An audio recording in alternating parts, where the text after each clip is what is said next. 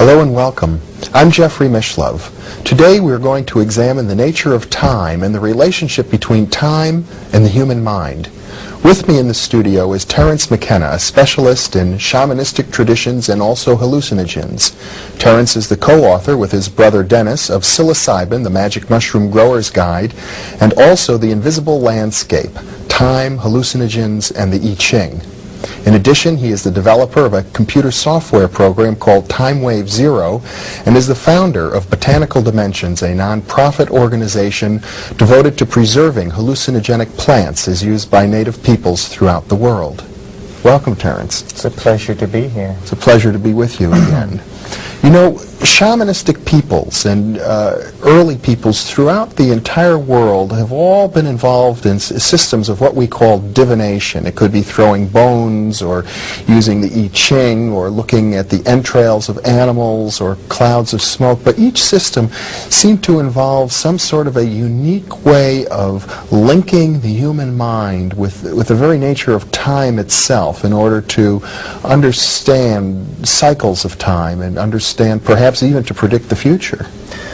Yes, well, it's certainly true that pre-literate and Aboriginal peoples have had an obsession with time. However, it's an obsession shared by the historical societies as well.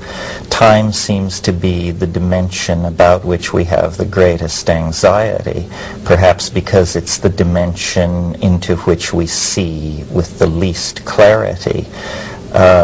Numerous peoples throughout the world have dealt with this lack of clarity as far as time is concerned by developing various methods of divination or sortilege, as it's called.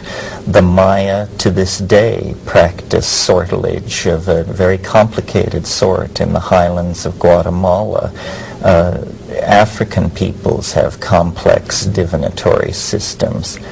And we don't have to even mention the enormous sales of the I Ching and tarot decks and astrology products here in the United States. Yes, the I Ching is the divinatory system ne plus ultra. It seems to very early have captured the imagination of Western Orientalists James Legge and Richard Wilhelm. Their translations made it available to the Western world, and the psychologist Carl Jung, in inventing and discussing the phenomenon that he called synchronicity, popularized the I Ching by using it as an example of this particular phenomenon. And I know in the literature today, especially in transpersonal psychology, there are many psychotherapists who use the I Ching as a regular part of their practice, and parapsychologists have found striking evidence that the coincidences of tossing the coins in the I Ching do have psychological validity. Yes, well, the thing which amazed me about the I Ching and caused me to become so deeply involved with it is this fact that it seems to work against all rational expectation. The carrying out of this random ritualistic activity seems then to give a reading which is in fact applicable to the unique situation.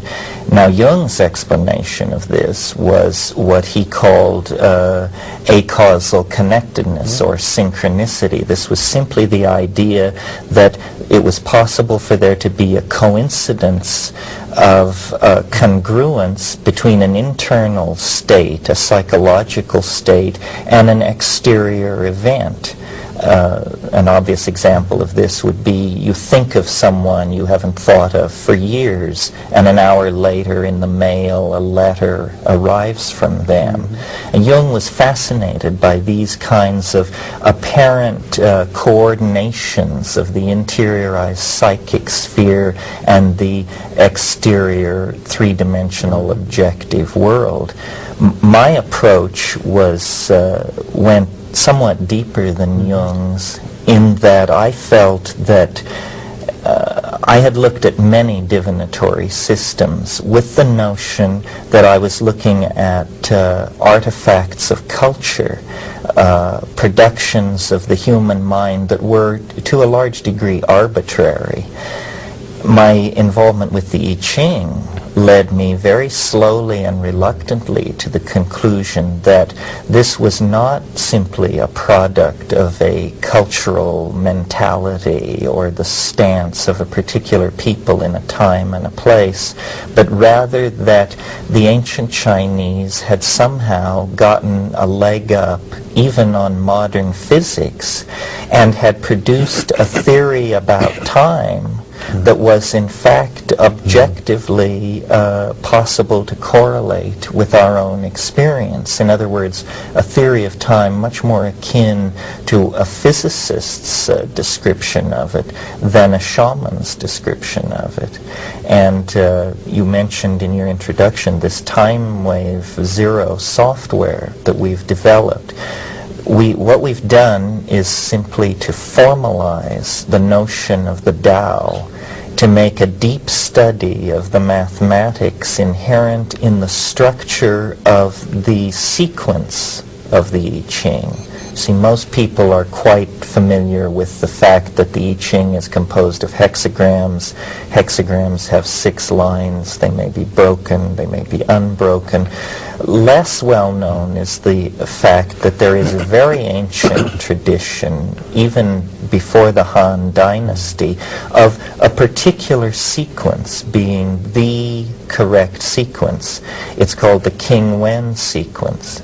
And while it has been agreed upon by all scholars commenting on the matter that the King Wen sequence is somehow primary, no one had ever explained how it was ordered. You mean the order of hexagrams from 1 to 64? That's correct. Why is the first one the hexagram with all solid lines?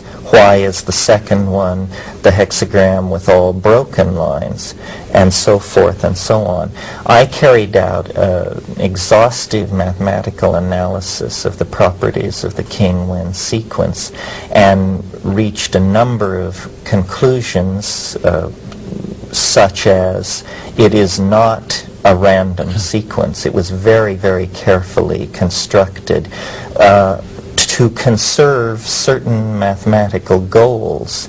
For instance, the number of lines that break as you transit from one hexagram to another is arranged and controlled in such a way that when you're all done, you have a ratio of even to odd of 3 to 4. Yet this is achieved without any breakages, first order of different breakages of magnitude 5. Now you're beginning to lose me a little bit. Yes, well, what this all means very simply is that the King Wen sequence was constructed by minds the equal of research mathematicians working in the world today. It sort of reminds me of the builders of the great Greek temples who used the mystical rectangle. Proportion and symmetry seems to be the central concern here. You see, we have inherited from our fascination with Eastern philosophy the idea of Tao.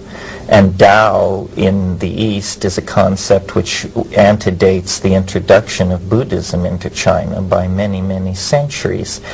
Tao is the notion of a flux which comes and goes, a transient medium which builds structures up and pulls them apart according to its internal dynamic.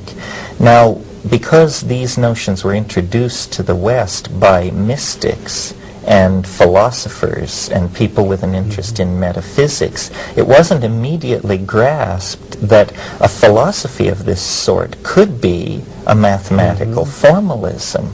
That if we're talking about a medium which comes and goes, we're talking about a wave mechanical phenomenon. Well, science in the West for the past 150 years has developed a powerful set of techniques for dealing with wave phenomena. And you seem to be suggesting then that the 64 hexagrams of the I Ching, in their mathematical relationship one to the other as you go through the sequence, describes a waveform. A waveform which is experienced in the world by human beings as time and history.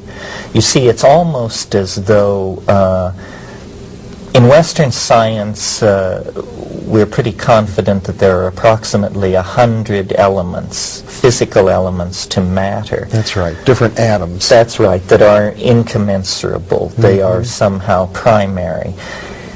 The Chinese looked not at the world of matter, energy, and space, but the world of time, and carried out a very rigorous analysis of their own perception, and discovered to their amazement that time is actually composed of elements. And as we have then, if I can extrapolate from what you're saying, the periodic table of elements in Western chemistry, which defines not just 100 elements, but a relationship between them, cycles and patterns. Bonding relationships, that's right. Families of chemicals. Right. So we have, in other words, families of ways of looking at time.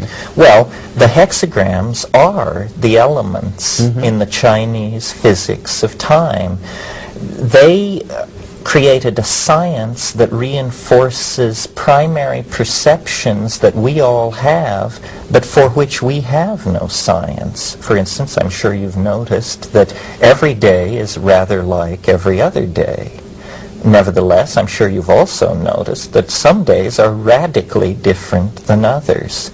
Well, this sameness but different rule applies on all levels in a temporal hierarchy. Centuries are rather like each other, and yet occasionally a century will come along that is quite anomalous. We call this sameness and difference nesting fractal.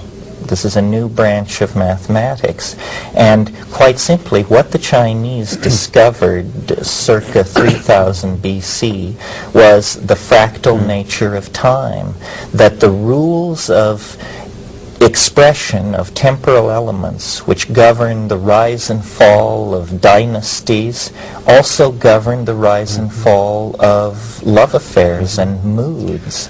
Now you're describing this in mathematical terms, and I'd like to come back and ask you to define the term fractal in a moment, but I'm also curious about how you seem to be going back and forth between something purely quantitative and something qualitative.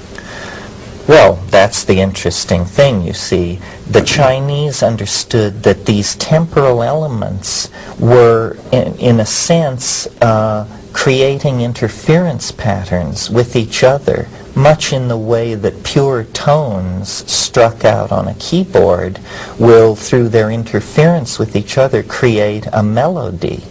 So that, for instance, if I find myself sitting in Hadrian's hamburger joint enjoying a burger, by this theory, there would actually be a relationship between that act and the Emperor Hadrian's campaigns in Britain before the fall of the Roman Empire. This is the amazing thing which James Joyce used and understood in the construction of his literary works, that a man leaving his home in Dublin on a day in 1905 to buy kidneys to fry for breakfast is in some mysterious way actually repeating the peregrinations of the hero Odysseus around the Mediterranean in his campaign to destroy Troy and return to his faithful wife. Allegory is what we're talking about, but allegory has never been taken seriously by science. Analogical reasoning is definitely déclassé in the better laboratories, but in this ancient Chinese way of looking at things, everything was caused by its analogical resonances with past and future events which had the same temporal elements embedded in them. Now, it's difficult to go into this without resorting to at least charts and diagrams, if not puzzling equations with sigmas embedded in them. Well, let me step back for a moment, because we've been talking very intensively about the I Ching, which is one system, a very popular and profound and highly respected system of this type. But there are other comparable systems. For example, there's astrology. That's right. Astrology is another one of these systems that seeks to define prepotent relationships in nature that can be known by man in order to ease movement into the future. The success of astrology, I think, is borne out by its persistence. It is, after all, one of the most persistent of human intellectual tools. It was developed 4,000 or 5,000 years ago.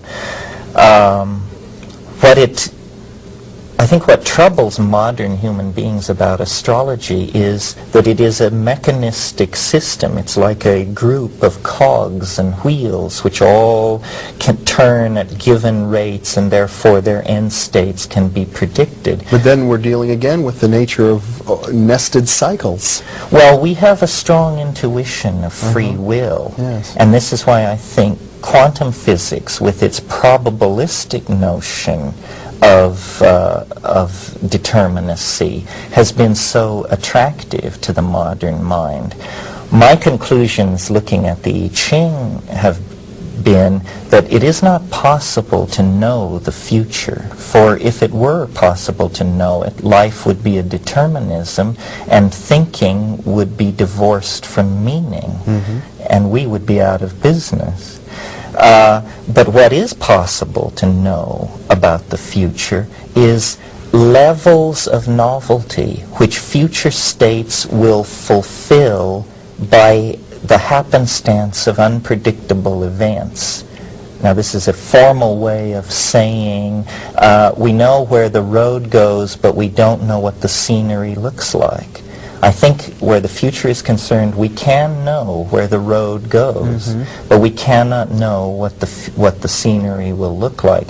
People who have looked at my theory have said, well, these time maps that your computer draws, you're trying to get rid of the future. And as a matter of fact, a map of time no more eliminates the future than a map of South America eliminates the need to go there. It simply gives one a better handle on one's destination. Now, you mentioned quantum physics a moment ago. And yes. In quantum physics, there are a number of different notions related to the future. One is a notion of multiple universes. Another, the Wheeler notion. Yes, and another is a notion of everything is probabilistic. And while we can't know with any certainty what will happen, we can state with various probabilities what the possibilities are. How does this relate to your view of the time in the future? Well, I think that at the macrophysical level, things are rather rigidly determined, with the exception of living organisms. So my interpretation of what biology is and how it relates to quantum physics and time is really biological systems are amplifiers of quantum mechanical indeterminacy. Yes. They are a way of taking the smidgen of indeterminacy that exists at the microphysical level and coaxing it into a kind of macrophysical cascade, which is life, consciousness, and self-reflection. And you see this described in the I Ching. Yes, I think the I Ching is an abstract modeling system for breaking this down to its simplest elements and then seeing how it works. Now, we're accustomed to thinking of science as linear progress from the distant past to the present. What I'm suggesting is that at least in the matter of time, the Chinese of the pre-Han period had a much more true and formally applicable notion of time than we ourselves do. We have failed in our effort to assimilate time into our physics because of our obsession with matter and the release of energy. Now, there's some scholars who suggest that the African Yoruba people, with their system of divination called Ifa, which has a cycle, I think, of 244 or 264 various myths and stories, is even more sophisticated than the I Ching, which has only 64. Have you looked into that? I have looked into it. What makes the I Ching so powerful in my mind is that it appears to be an exact analogy to the mechanism of DNA. There are 64 codons which code for amino acids in DNA. There are 64 hexagrams. There are 8 primary hexagrams. There are 8 indispensable amino acids.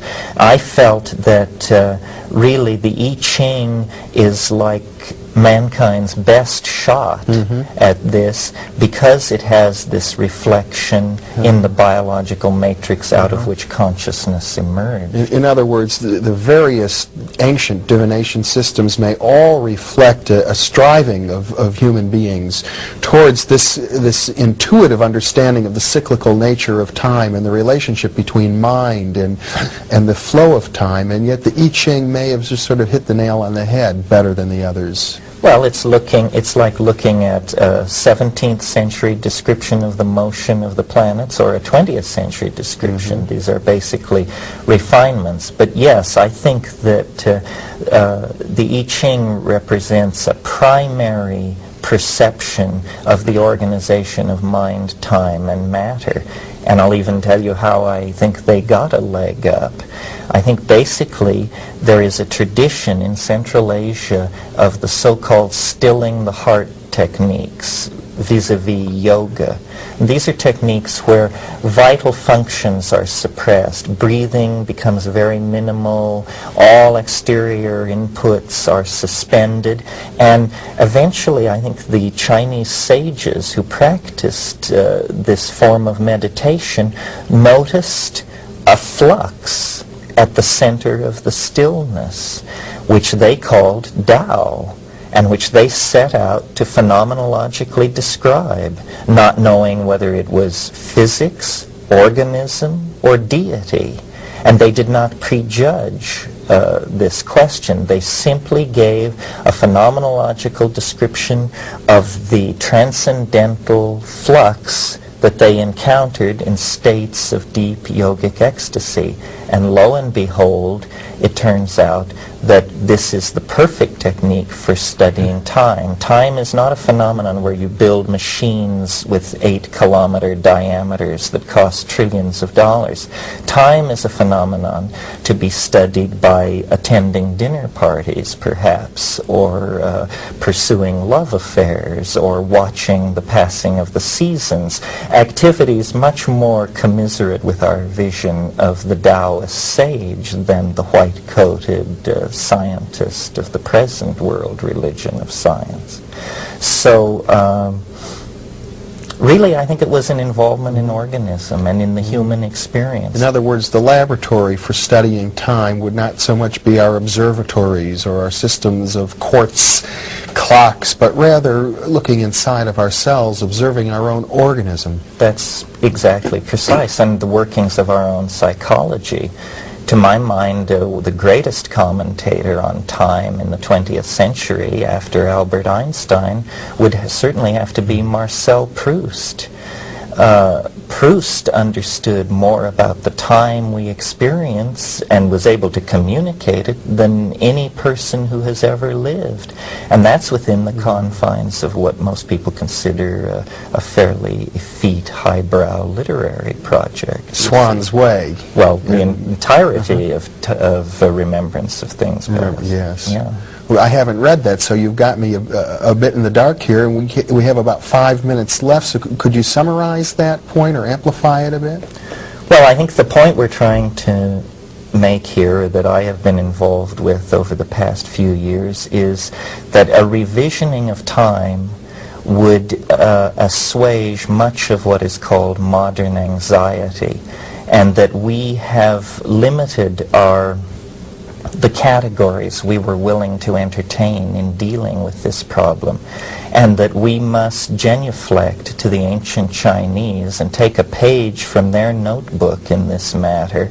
The I Ching as a divinatory system of great age, reflecting the dynamics of our own genetic material, and also, though I didn't mention this evening, it also has deep calendrical properties, can be used to keep track of time, lays a basis for an understanding of this curious phenomenon called synchronicity, the coincidental meshing of interior psychic events and exterior events in the real world.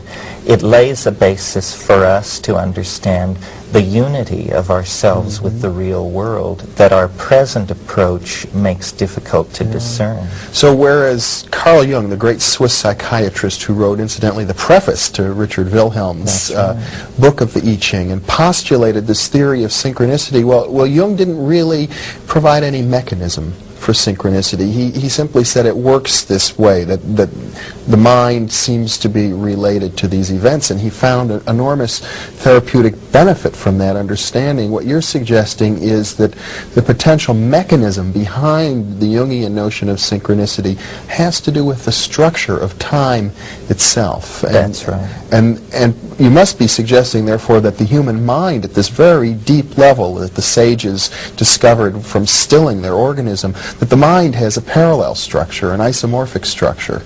That's exactly the central point. The mind arises out of matter. This is why the I Ching works in both worlds. One is the reflection of the other. The key to healing the apparent dualism lies in studying the temporal mechanics indicated by the I Ching. And I believe we've done this formally, mathematically. Terence McKenna, you're taking the provocative position that the I Ching, which some people view as religion and other people dismiss as superstition, is actually a science. And I gather that your computer software package, Time Wave Zero, proposes to be the demonstration of that. We believe it does demonstrate it. Of course, ultimately, it will be up to our colleagues to judge the worth of our case. Terence, it's been a pleasure. Thank you very much for being with me. Well, it's been a pleasure to be here, Jeffrey, and discuss this with you. It's not an easy subject, believe me. And thank you very much for being with us.